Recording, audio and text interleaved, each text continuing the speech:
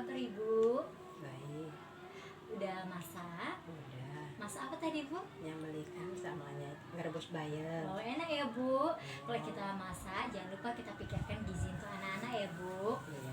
Perkenalkan, nama saya Ayu Cahyati. Di sini kita akan membahas permasalahan stunting.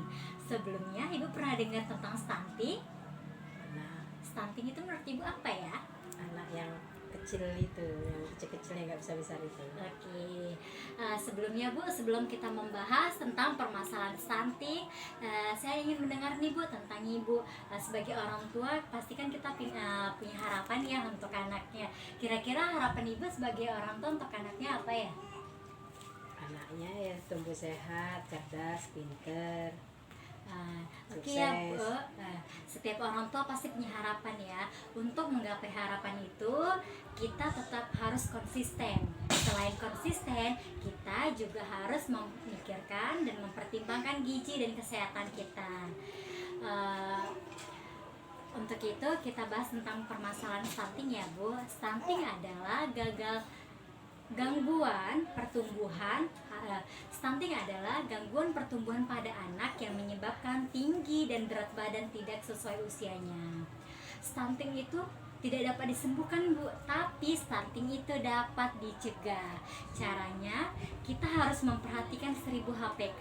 1000 HPK itu apa? 1000 HPK adalah 1000 hari pertama kehidupan, atau yang biasa kita sebut dengan periode emas. Periode emas itu dimulai dari masa kehamilan atau dalam masa kandungan sampai anak usia 2 tahun. Oke ya Bu, setelah kita membahas tentang pengertian stunting, kita juga harus tahu penyebab stunting itu apa sih? Menurut Ibu penyebab stunting itu apa?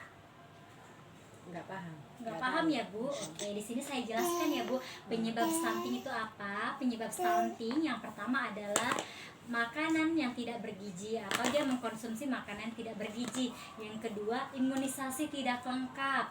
Yang ketiga, dia BAB di jamban dan tidak sehat. Yang keempat, dia tidak cuci tangan dengan air mengalir dan tidak pakai sabun. Yang selanjutnya, dia tidak memeriksakan kesehatannya di layanan kesehatan atau posyandu. Kira-kira anak-anak Ibu udah imunisasi yang lengkap belum ya Bu? Udah. Jamban Ibu di rumah udah sehat apa belum ya Bu? Insya Allah sehat. Sehat ya Bu. Anak-anak Ibu kira-kira sudah memeriksakan anak-anak Ibu di layanan kesehatan? Sudah. Nah, setelah kita mempelajari tentang pengertian stunting, penyebab stunting, kita juga harus tahu nih Bu, dampak stunting itu apa aja.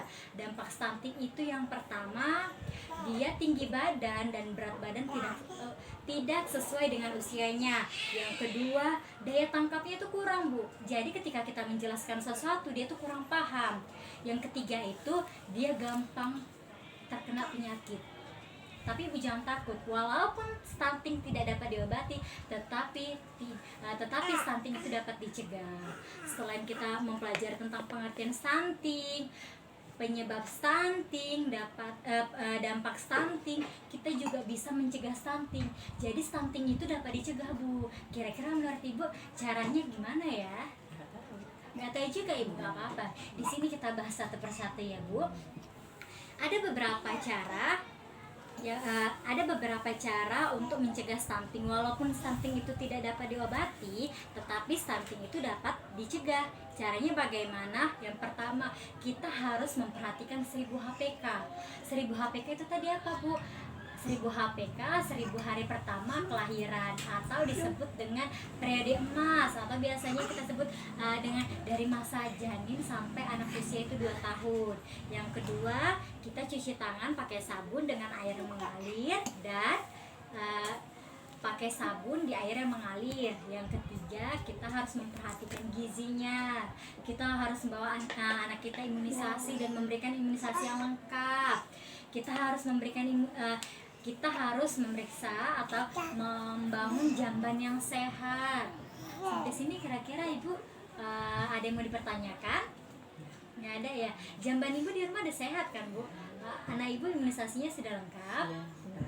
Oke ya Bu, sampai di sini saja diskusi kita hari ini. Terima kasih. Assalamualaikum warahmatullahi wabarakatuh.